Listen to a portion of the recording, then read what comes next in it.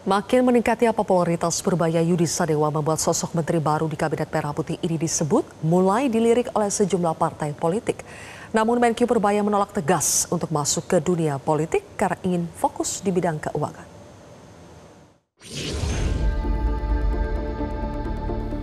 Menteri Keuangan Menkyu Purbaya Yudi Sadewa menegaskan jika dirinya tidak memiliki ketertarikan untuk masuk ke dunia politik.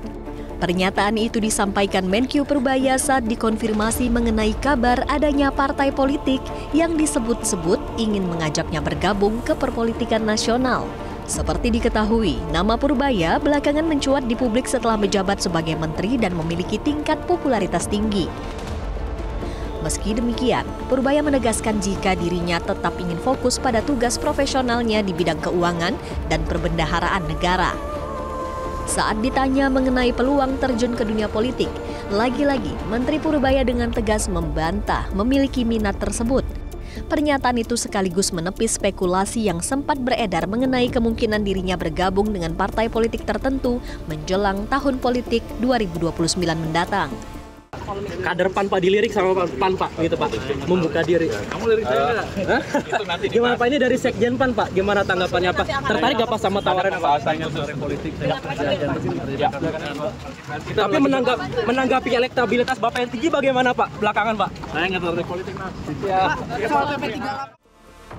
Sebelumnya, Wakil Ketua Umum Partai Amanat Nasional atau PAN Edi Suparno menilai Menkyu Purbaya Yudi Sadewa sebagai sosok profesional yang selama ini konsisten berkarir di bidang keuangan.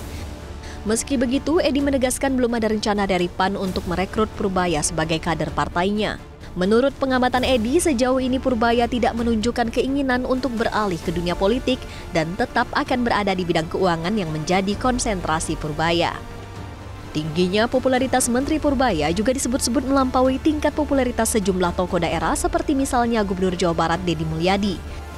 Pengamat komunikasi politik Hendri Satrio menilai, gaya komunikasi Menkyu Purbaya yang kerap kali ceplas-ceplos justru sangat positif dan efektif dalam meningkatkan kepercayaan publik, namun tidak bernuansa politis. Menurut Hendri, jika Purbaya tidak berbicara secara terbuka, masyarakat justru tidak akan tahu kebijakan-kebijakan pemerintah terkait perbaikan ekonomi. Pak Purbaya itu ternyata memang bukan orang politis. Dia mungkin tidak terlalu memandang hal-hal politik dalam pekerjaan dia sebagai Menteri Keuangan ini penting. Makanya dia cuek-cuek aja tuh. Apa contohnya? Kalau dalam politik, ditinggal para Menko, itu secara politik tuh something. Itu mengisyaratkan bahwa hati-hati loh, kolega Anda jangan-jangan belum tentu menerima sepak terjang Anda di dalam. Itu kan harusnya dia mengerti itu. Tapi yang Purbaya enggak, dia senang-senang aja. Kita foto aja ya, nanti yang nanya-nanya ke Purbaya, dia ladenin juga itu. Kenapa? Karena dia santai aja. Dia nggak terlalu peduliin hal-hal politik di belakangnya. Seperti yang dia bilang kan, saya sih tegak lurus saya Pak Prabowo, yang lainnya bodo amat gitu kan. Kalau nggak salah dia ngomong gitu. Menteri Keuangan Purbaya Yudi Sadewa menegaskan jika dirinya tidak tertarik bergabung dengan partai politik dan menyebut belum pernah menerima tawaran dari partai politik manapun. Purbaya kembali menegaskan dirinya tidak tertarik terjun ke dunia politik meski belakangan popularitas dan elektabilitasnya meningkat. Pemirsa, popularitas Purbaya mulai mengundang partai politik untuk melirik. Apa plus minus jika Purbaya masuk ke partai politik? Saya akan membahasnya bersama dengan Direktur Eksekutif Parameter Politik Indonesia, Adi Praitno. Selamat malam, Mas Adi Prai. Selamat malam, Silvia.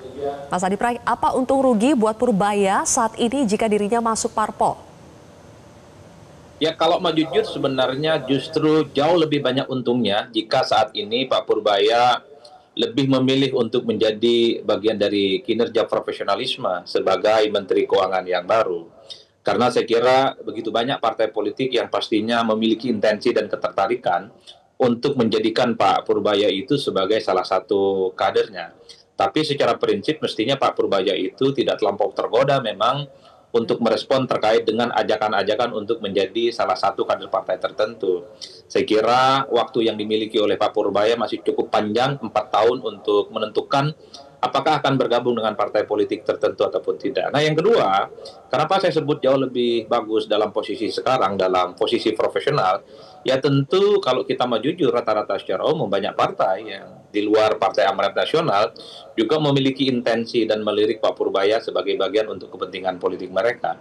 Inilah yang saya kira mending Pak Purbaya itu diterima oleh semua kalangan tanpa harus berbaur dengan salah satu partai politik tertentu. Tapi sekali lagi godaan kepada orang yang populer, godaan kepada orang-orang yang dinilai memiliki integritas yang cukup tinggi itu biasanya kuat dan selalu muncul dari partai politik karena ada kecenderungan di negara kita partai politik itu lebih memilih orang dan sosok yang dinilai sudah punya bekal secara politik populer dia, integritasnya bagus dia, maka dia akan sangat mungkin untuk dipilih sebagai salah satu orang yang kemudian akan dibidik untuk menjadi kader mereka. Itu yang saya sebut sebagai keuntungan yang dimiliki oleh Pak Purbaya jika tidak bergabung dengan partai politik tertentu. Tapi sekali lagi, kalau kita melihat kecenderungan rata-rata di negara kita, kalau memang Pak Purbaya dari lubuk hatinya yang paling dalam punya intensi untuk menjadi bagian dari kekuasaan politik tertentu di negara kita, maka sangat penting sebenarnya untuk mempertimbangkan entah itu di suatu waktu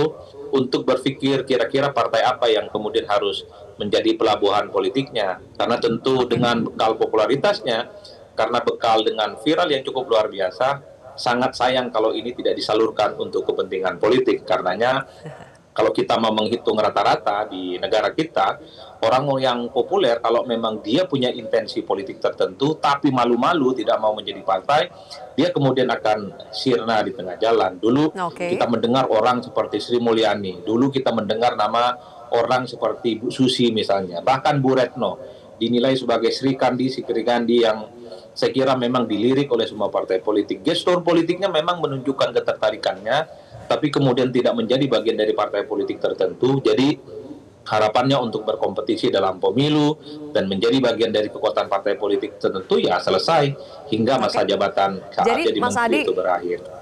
Jadi menurut Anda baiknya Purbaya masuk partai politik atau tidak? Kalau per hari ini saya kira Pak Purbaya tidak perlu masuk partai politik karena eksposur politiknya, resultante politiknya jauh mendapatkan resonansi yang cukup positif dari kalangan publik ya. Kalau kita mau jujur Zilvia, sebenarnya orang mengapresiasi kinerja Pak Purbaya karena memang dinilai tidak punya beban politik apapun. Tidak punya tanggungan-tanggungan politik yang dikaitkan dengan partai politik tertentu. Wajar kalau kemudian ketika melakukan manuver gaya politik Pak Purbaya itu kan sangat gaspol.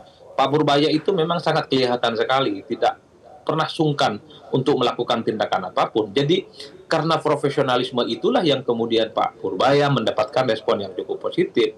Kalau pindah ke partai politik, ya secara perlahan publik akan menilai bahwa Pak Purbaya tidak ada bedanya dengan menteri-menteri yang lain yang tak ubahnya adalah petugas partai. Karena ada kecenderungan, kalau ada menteri dari partai, tunduknya itu kepada ketum partai. Tunduknya kepada elit partai, bukan kepada presiden. Itulah yang saya kira kalau dilihat per hari ini, memang sebaiknya Pak Purbaya tidak menjadi bagian dari partai politik tertentu. Cukup mempertahankan posisinya yang secara signifikan, yang cukup populer.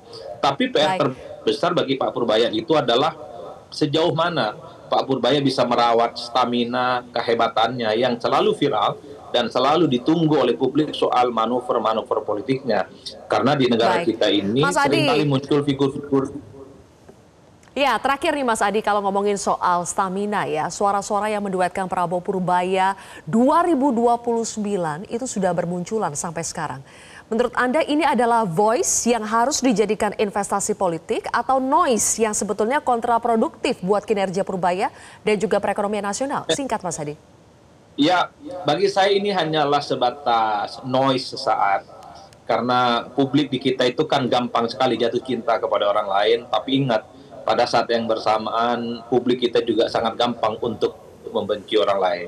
Dan ini sudah sering terjadi di negara kita. Kita dulu sangat melihat bagaimana publik sangat mencintai Pak Jokowi. Tapi setelah Pak Jokowi itu tidak menjadi presiden, kritik-kritik tajam itu justru datang dari pihak-pihak yang selama ini menyanjung tinggi Jokowi setinggi langit. Oleh karena itu, Pak Purbaya harus hati-hati dengan hal ini. Bahwa tepuk tangan, bahwa apresiasi yang muncul belakangan ini adalah sebagai bentuk ketulusan. Karena Pak Purbaya itu dinilai orang yang bekerja dengan hati, punya inovasi yang sesuai dengan kebutuhan publik, dan yang paling penting, sepanjang sesuatu itu dikatakan secara jujur, sesuai dengan hati, Pak Purbaya akan terus mendapatkan respon positif. Tapi Baik, sebaliknya, Mas Adi. kalau di kemudian hari misalnya Pak Purbaya tidak lagi gaspol, tidak lagi belak-belakan, yang disampaikan itu hanya sebatas informatif dan normatif, tidak menyentuh persoalan, maka siap-siaplah angin itu akan berbalik. Bukan pujian, bukan Baik. tepuk tangan, tapi kritik dan bulian yang akan datang silih berganti. Oke, baik. Terima kasih Mas Adi Praetno sudah bergabung di Prime Time News. Jelajahi cara baru mendapatkan informasi. Download Metro TV Extend sekarang.